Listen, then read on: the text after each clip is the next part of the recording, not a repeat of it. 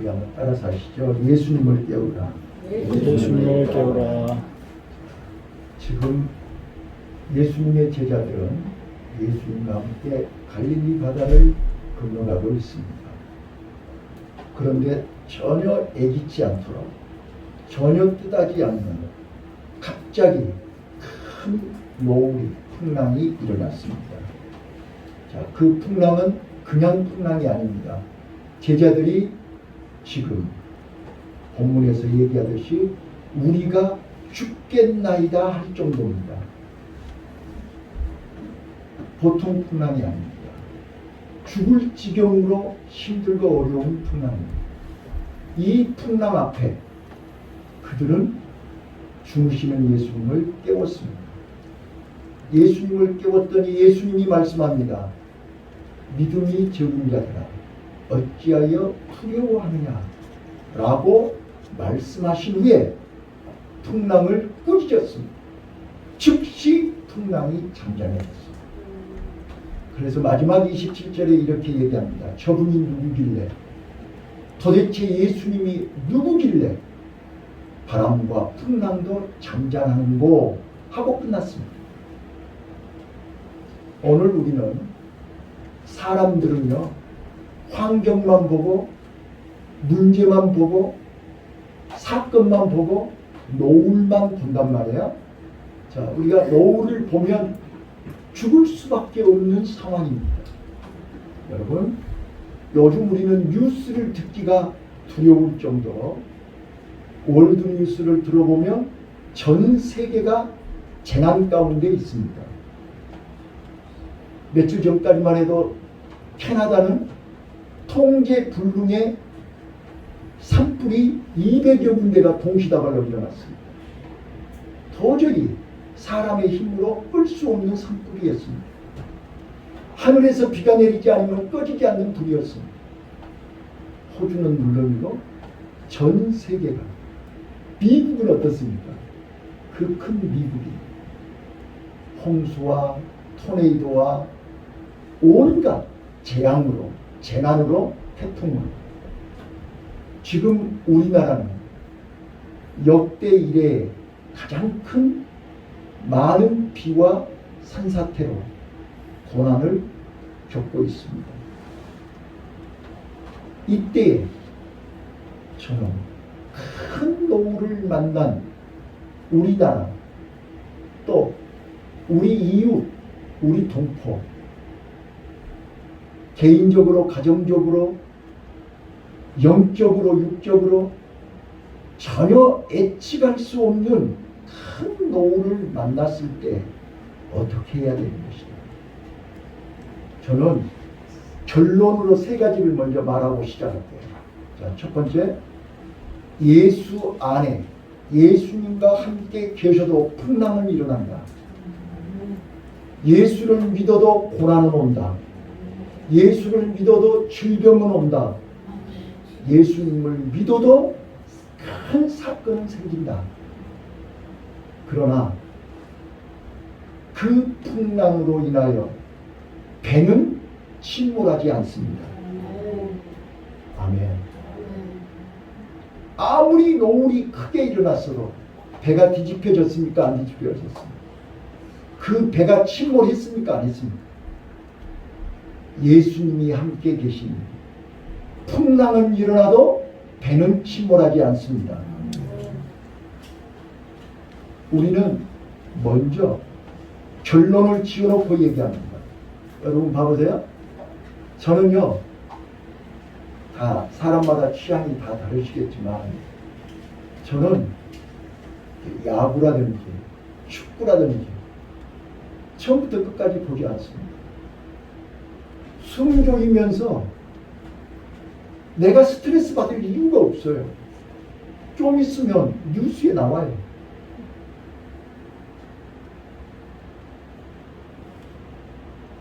자, 결과를 알고 제 방송 보세요. 그러면 하나도 스트레스 안 받습니다. 예. 근데 처음부터 끝까지 보면 숨 조이면서 얼마나 스트레스를 받는지. 예, 스트레스 안 받고 보시는 분도 계시죠. 근데 저는 그걸 처음부터 끝까지 보면 내가 스트레스를 받아가지고 내가 고통스러우니까 아예 안 봐요. 그리고 끝날 때쯤 되면 결과만 봐요. 그리고 나서 재방송 봐요. 그럼 이미 결과를 알기 때문에 한 골 먹어도 걱정 안 해요. 뭐 곧 또 한 골 넣을 건데 뭐 우리가 이길 건데 뭐. 무슨 말씀인지 아시죠? 우리가 결과를 알면 스트레스 안 받습니다. 결과를 모르기 때문에 불안한 거예요. 결과를 모르기 때문에 두려운 거예요. 결과를 모르기 때문에 무서운 거예요. 오늘 제자들이 예수님이 주무시고 풍랑은 노을은 심하고 죽겠나이다 그랬지 않았어요. 심히 두려워서 죽겠다는 거예요. 이때 예수님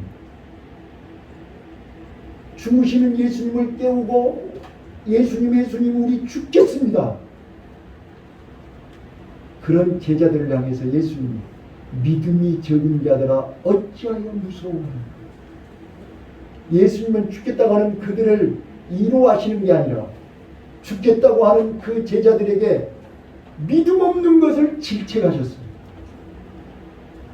믿음이 적은 자들아 어찌하여 무서워하는가. 말씀하신 후에 즉시 풍랑을 잠잠케 하셨습니다. 자, 믿음이 없기 때문에 예수님이 누군 줄을 몰라보는 것입니다. 저분이 누구시기에 풍랑을 잠잠케 하는고. 자, 오늘 우리요 풍랑을 통해서 사건을 통해서 문제 앞에서 예수님을 체험하시기를 바라요.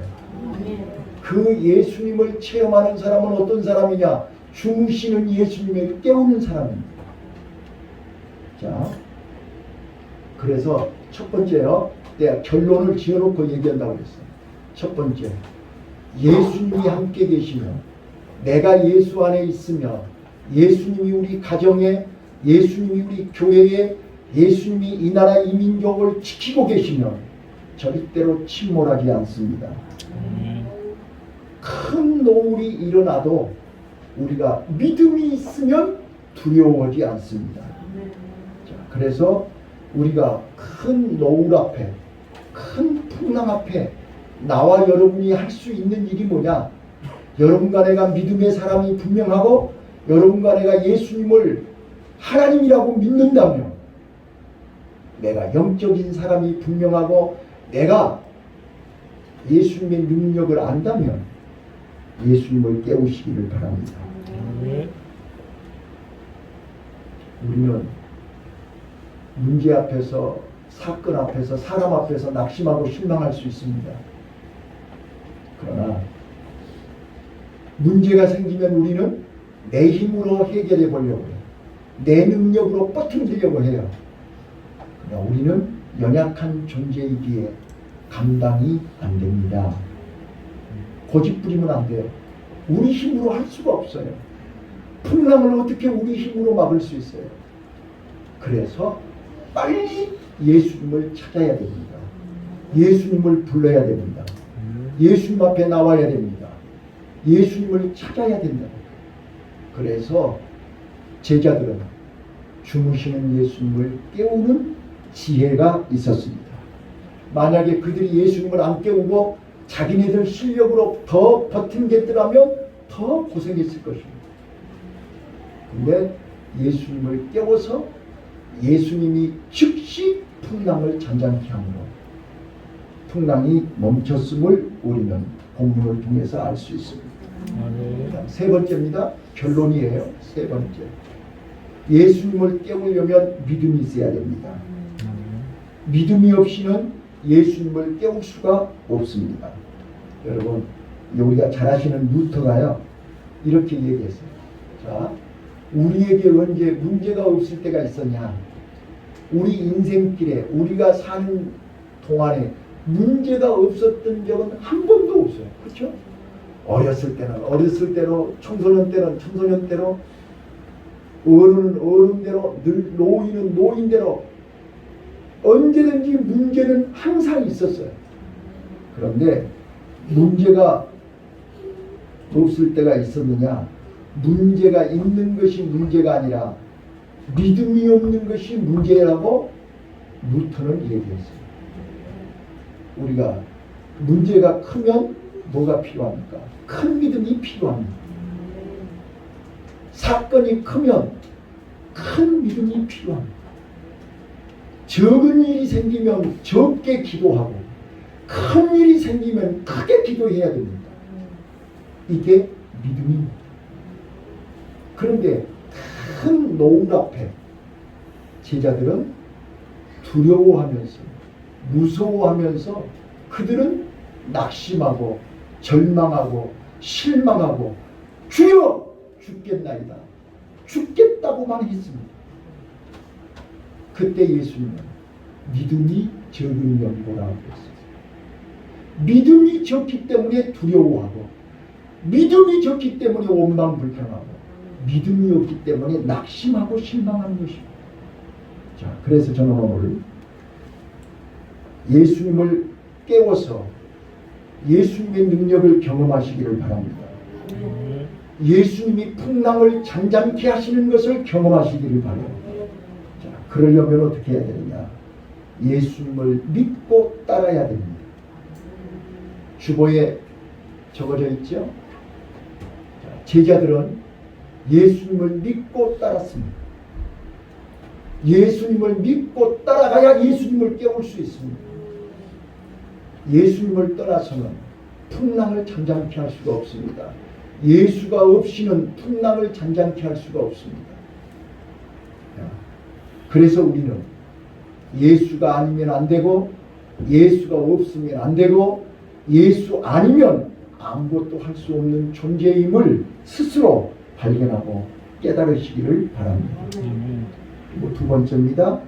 우리는 믿음으로 살고 믿음으로 행동해야 됩니다. 믿음이 없는 영도로 두려워하기 때문입니다. 오늘 우리가 믿음이 약해지거나 믿음이 식어가거나 믿음이 떨어지거나 믿음이 없으면 우리는 사람이 보입니다. 환경이 보입니다. 문제가 보입니다. 사건이 보입니다. 우리가 믿음이 있을 때는 아무것도 문제가 되지 않았는데 내 믿음이 약해지고 내 믿음이 떨어져 버리면 문제가 믿음보다 더 커져 버리는 것입니다. 그러면 우리는 낙심합니다. 그러면 원망불평합니다. 그러면 실망합니다. 그때가 바로 예수님을 깨울 때입니다. 그래서 우리는 어떻게 무엇으로 예수님을 깨울까요? 흔들어서 깨워요? 아니요. 기도로 깨워야 되는 것입니다. 그래서 저는 오늘 두려워 말라. 믿음 없는 자들이 두려워하는 거지 믿음 있는 자는 두려워하지 않습니다. 여러분, 저는 지금까지 45년 동안 하나님 일하면서 수없이 많은 위기가 왔었습니다. 수없이 많은 어려움이 왔었습니다.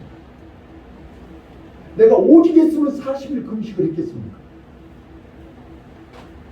오직 하면 내가 매일같이 산에 가서 산기도를 했겠냐 말이야.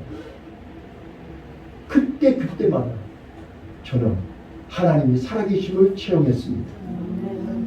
여러분, 나는 이번 기회에 우리 성도님들이 개인적으로, 가정적으로, 교회적으로 특히 여름 어린이 성경학교를 앞두고 지금 우리 교사들이 깊이 기도하시기를 바랍니다.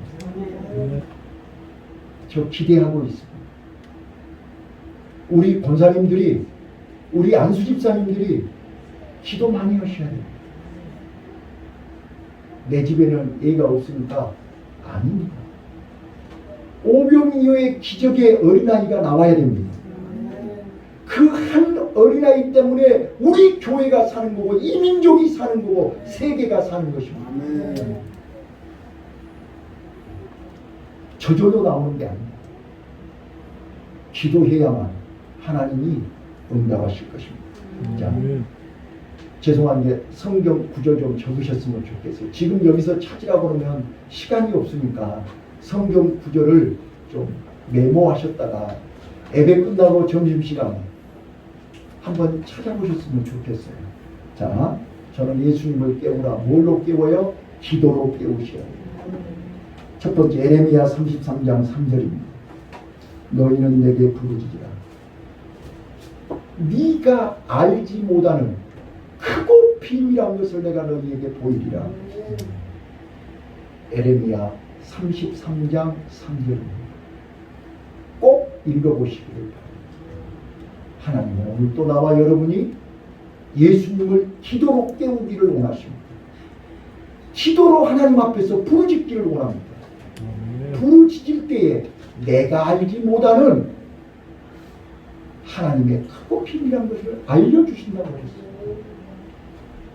어찌된 영문인지 왜 그러는지 모를 때 우리는 사람 찾아가면 안 됩니다. 그 사람도 모릅니다. 그 사람이 알겠어요? 하나님만이 아십니다. 그래서 우리는 하나님 앞에 기도해야 됩니다. 하나님은 내 인생의 주인이요 생사화복을 주관하시는 분이기 때문에 그분에게 물어봐야 되는 것입니다. 하나님은 기도할 때 알려주실 줄로 믿습니다. 두 번째입니다. 시편 18편 6절입니다. 시편 18편 6절에 보시면요, 내가 환난 중에 여호와께 부르짖었더니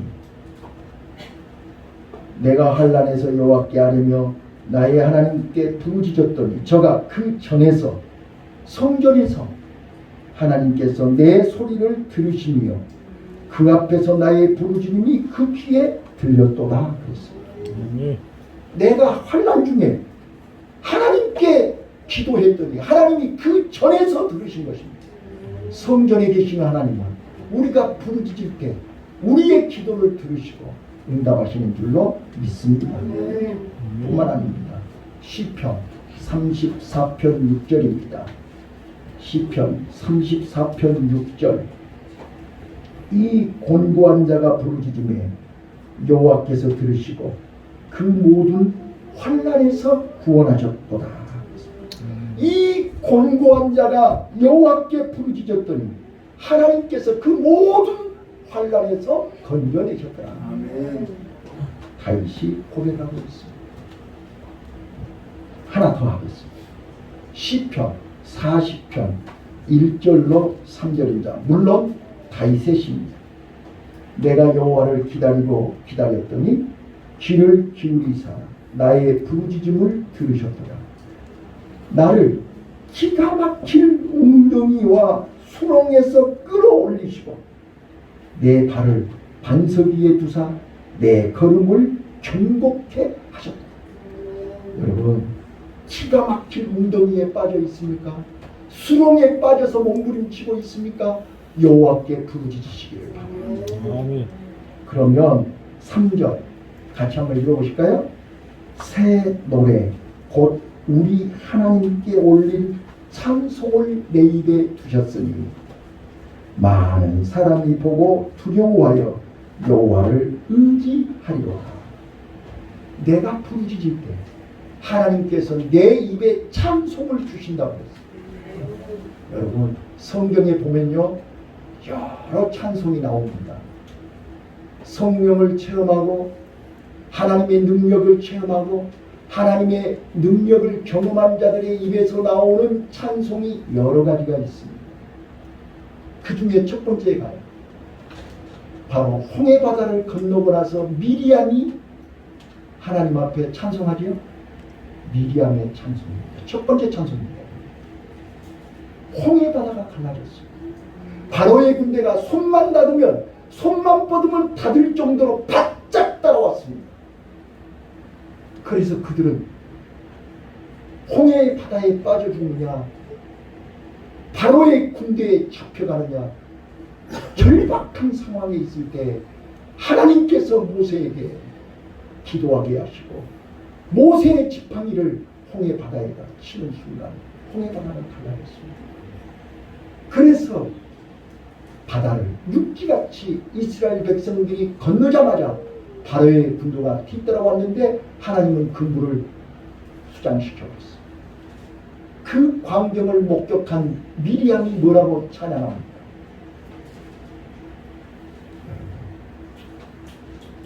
뿐만 아니라 우리가 너무나 잘 아는 한나의 찬양이 있습니다. 한나 그러면 기억나시죠? 예, 성경에는 정확하게 말하지 않습니다. 전승에 의하면 한나는 무려 17년 동안 애를 낳지 못했습니다. 여기 성경에 나와 있지 않습니다. 전승에 그렇게 되어 있습니다. 한나가 17년 동안 애를 낳지 못해서 옛날이나 지금이나 애를 낳지 못하면 여자로서는 큰 수치요 죄입니다. 이조시대 때는 7가지약 중에 하나였습니다. 그런데 그 한나의 집안에 엘가나가 한나가 17년 동안 애를 낳지 못하니까 어떻게 해요? 대를 이어야 되니까 분인나라고 하는 척을 작은 아내를 두었습니다. 작은 아내는 애를 낳습니다. 근데 옛날이나 지금이나 척이 애를 낳으면 어떻게 해요?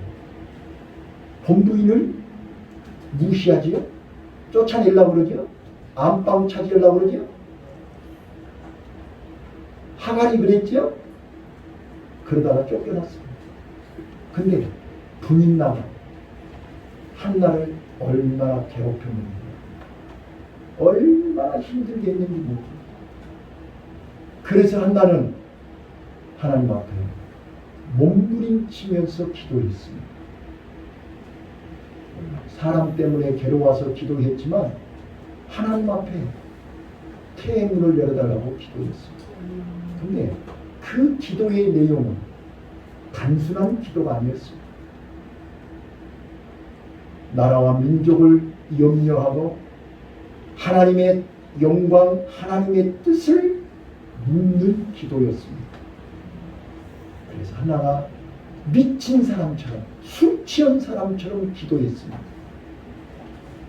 그랬더니 하나님이 그의 기도를 들으시고 한나에게 사무엘을 낳게 하셨습니다. 근데 우리는 이제 항상 우리는 결론을 알고 나서 지나놓고 나니까 우리는 하나님의 계획을 알잖아요. 한나에게 기도의 어머니가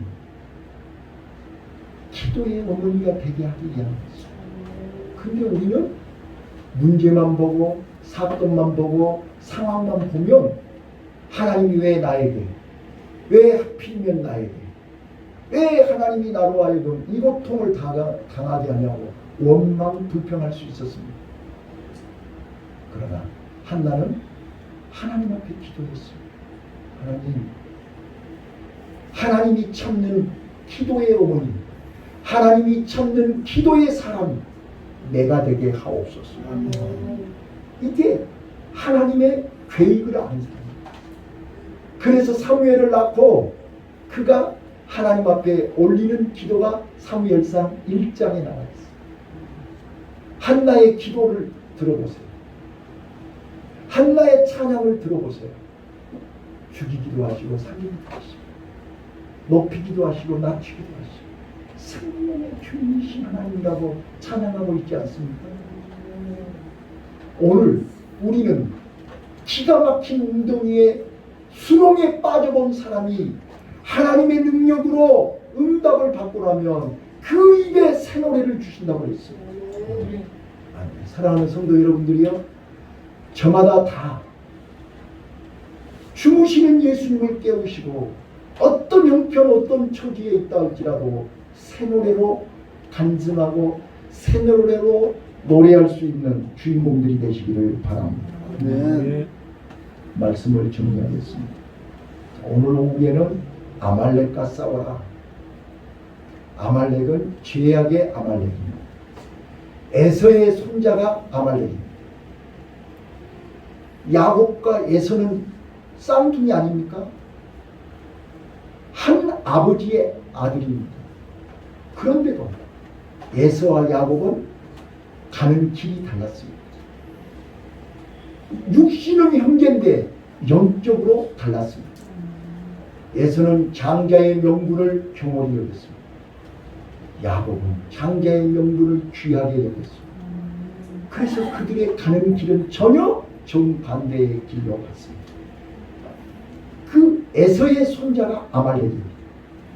그 아말렉이 이스라엘을 공격해 온 것입니다. 르비딤에서 공격해 왔습니다. 오후에 소리할 것입니다. 오늘 우리는요, 내가 원하든 원치 않든 지금 이 지구는 막다른 골목에 와 있습니다. 요즘 KBS에서 계속 지구가 끓고 있다, 지구가 지금 한계에 왔다는 걸 방영하고 있지 않습니까? 지금 이 지구는 더 이상 견딜 수가 없습니다. 제가 그저께도 말씀드렸지만 미래학자들이 2050년이 되면 우리나라는 인구가 1,500만으로 줄어들 뿐만 아니라 노인 인구가 30% 이상이 한국 노인 인구가 30%가 될 뿐만 아니라 인구는 1,500만으로 줄어든다. 지금 앞으로 2050년이면 26년 남았어요. 자, 26년 후면 여러분과 내가 지금 몇 살 되는 거예요? 26년 후면 여기 안 계실 분도 계시고 계실 분도 계시고 지금 우리 어린이들은 우리 자녀들은 지금 몇 살 되는 거예요? 26년 후면. 이걸 누구 촌농 겁주는 게 아니고 현실이라니까요. 지금 서울에도 초등학교가 문을 닫았다니까요. 지금 지방에 시골에는 말도 할 것이 없고 서울에도 지금 초등학교가 문을 닫았고 지금 대학들이 학생들이 없어서 통폐합을 하지 않으면 안 되는 상황입니다. 이거는 정치인들이 정치를 잘못한 것도 아니고 어느 누구가 잘못해서 그렇게 된 게 아닙니다. 이미 예수님이 마태복음 24장에 예언한 것입니다.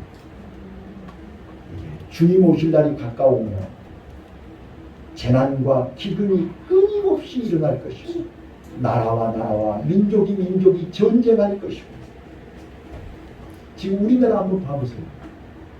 가뜩이나 결혼도 안 하고 가뜩이나 애를 안 낳는데 지금 어떻게 이렇게 애를 낳자마자 죽이는 사람들이 왜 이렇게 많은 거예요? 짐승도 자기 새끼는 보호하는 거 아니에요? 근데 어떻게 사람이 자기 뱃속에 나온 자녀를 죽일 수 있냐고요? 이게 현실 아닙니까? 이게 정치인들이 정치를 잘못해서 그렇습니까? 종교 지도자들이 기도를 안 해서 그렇습니까? 이거는 세상 끝날의 징조인 것입니다. 이런 일이 일어나거든 깨어서 기도하라고 했습니다. 우리 예수님을 깨우셔야 합니다. 노아의 때 그랬고 소돔과 고모라 성 때 그랬듯이 아무리 외쳐도 듣지를 않습니다. 귀를 기울이지 않습니다. 무관심합니다. 이때 나와 여러분은 정신 차리시고 말씀에 귀를 기울이시고 깨어서 예수님을 깨우는 나와 여러분이 되시기를 바랍니다. 누가 나한테 그래요? 예수님을 깨웁시다 그랬더니 여기 지금 여러분들이 본문을 오해하시면 안 돼요. 예수님이 죽으셨다니까 코 골고 지금 입 벌리고 자는 게 아니에요. 예수님이 눈 감고 계신 거예요. 예수님은 눈 감아도 다 보여요. 눈 감고 있어도 다 알아요. 니네들이 어떻게 한가 보고 있는 거예요. 지금 말을 안 하고 있어도 다 알고 있어요. 그런데 주무신다고 그러니까 아무것도 모르고 코 골고 자는 줄로 착각하시면 안 돼요. 오늘 우리요 주무시는 예수님을 깨우라 그러니까 잠자는 예수님을 깨우라가 아니라 나를 쳐다보고 계시는 예수님을 가까이 하라는 거예요. 우리는 예수님을 가까이 해야만 풍랑을 이길 수 있습니다. 예수님을 가까이 해야 문제를 해결할 수 있습니다. 아멘. 예수님 손 붙잡고 믿음으로 승리합시다. 아멘. 기도하겠습니다.